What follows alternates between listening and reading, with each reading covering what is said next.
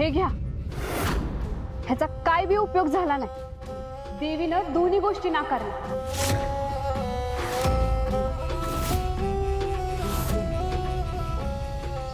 काय?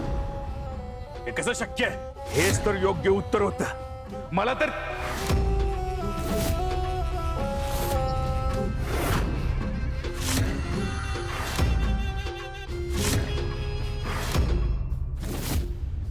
तुम्हाला तर काय कोणी सांगितलं होतं तुम्हाला? ते महत्वाचं नाही, महत्वाचं हे हाय की देवी तुम्हाला फसवते। म्हणजे म्हणजे तिलाच उत्तर ठावं नाही म्हणून सारखं नवी परीक्षा नवा शोध घेते। आज हे आणा उद्या ते आणा, नुसता खेळ चाललाय। तुम्ही उगा तिच्या बोलण्यात येऊ नका। तुमचं ध्येय एकच, जमीन, ती विसरू नका। पण भुजंगराव, सोनं जर इतकंच मूल्यवान असतं तर देवीनं ते का नाकारलं? कारण ती तुम्हाला फसवते। पण आता असं वाटत नाही।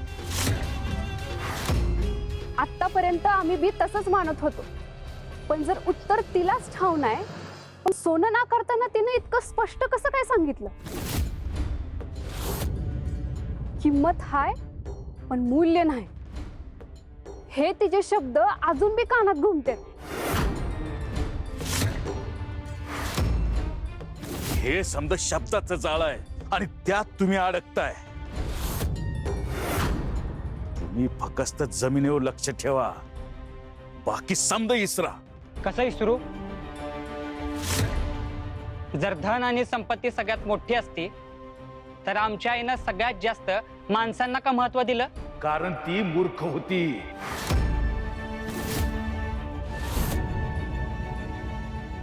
आमच्या आईबद्दल असं बोलू नका। काय बोलू? तुझ्या आईच्या मायेपोटीच आज तुम्ही गरीब व्हायचा। नाही, आज पहिल्यांदाच आम्हाला वाटतंय तुम्ही आमच्यापासनं काहीतरी लपवताय। मी लपवतो हे? हा? अरे तुमच्या भल्यासाठी म्या धडपडतोय म्या, पण तुम्हा दोघांना अजून बी कळना झालंय की तुम्ही दोघं बदलत चाललाय। अरे त्या देवीने हे समद खूळ तुमच्या डोसक्यात घातलंय। कदाचित, पण एक गोष्ट नक्की, आज तुमच्या प्रत्येक शब्दावर विश्वास ठेवासा वाटत नाही। आणि जो माणूस वारंवार एकच गोष्ट सांगतो त्याच्यावर संशय घ्यावाच लागतो। म्हणजे माझ्यावर विश्वास नाही तुमचा? ह्यावेळी आम्ही उत्तर शोधू, पण आमच्या मनानं।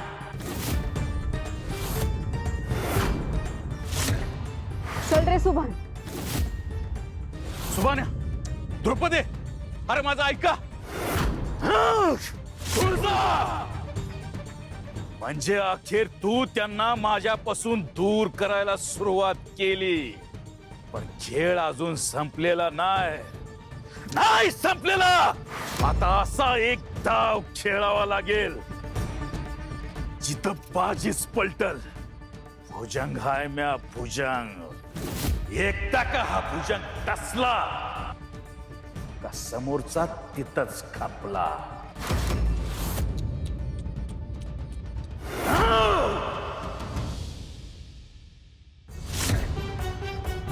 या वस्तूंची किंमत आहे पण मूल्य नाही। सोनं, दागिने आणि संपत्ती विकत घेता येते, त्यांची किंमत मोजता येते, पण ज्या गोष्टींचं मूल्य मोजता येत नाही, जी कोणत्याही बाजारात विकत मिळत नाही, तीच खऱ्या अर्थाने मौल्यवान असते। देवीचं बोलणं मनातून जातच नाही। आपण खरंच इतकी वर्ष कशापायी झगडलो? जमीन, सोनं, हिस्सा, ह्या समजा आयुष्य आहे असं वाटत राहिलं, पण ह्या समजाच्या नादात आपण काय गमावलं ह्याचा विचार कधी केला नाही।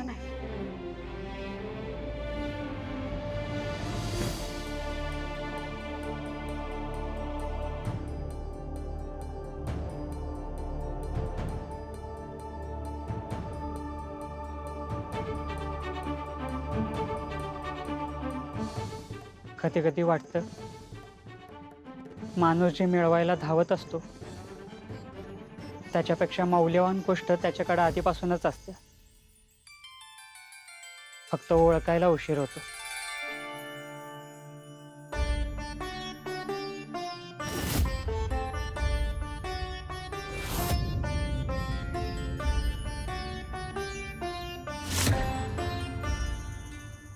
ही तर माझ्या आईची साडी आहे. अगं माझ्या चिमणी, रडतेस कशाला एवढं? बघ मी हाय ना तुझ्या संग. मग कसली भ्या? माझ्या लेकरांच्या डोळ्यात आसमन हाय शोभत. हास बघू एकदा.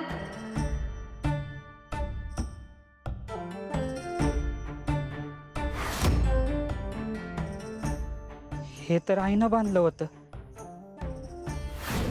देवी आई, माझ्या लेकरावरचं समजा संकट दूर कर. त्यांच्या वाट्याचं दुःख मला दे. माझ्या लेकरांना माझं बी आयुष्य मिळू दे. त्यांचा आजार पण निघून जाऊ दे. माझ्या लेकराला काय बी होऊ देऊ नका. बाकी मला दुसरं काय बी नका. ह्या साडीचा पदर फक्त तुकडा नव्हता, तो आईच्या मायेचा, प्रेमाचा आणि काळजीचा स्पर्श होता. भ्या वाटलं की ह्याच पदरात आधार मिळायचा, आणि दुःख झालं की ह्याच पदरानं हसवं पुसली जायची.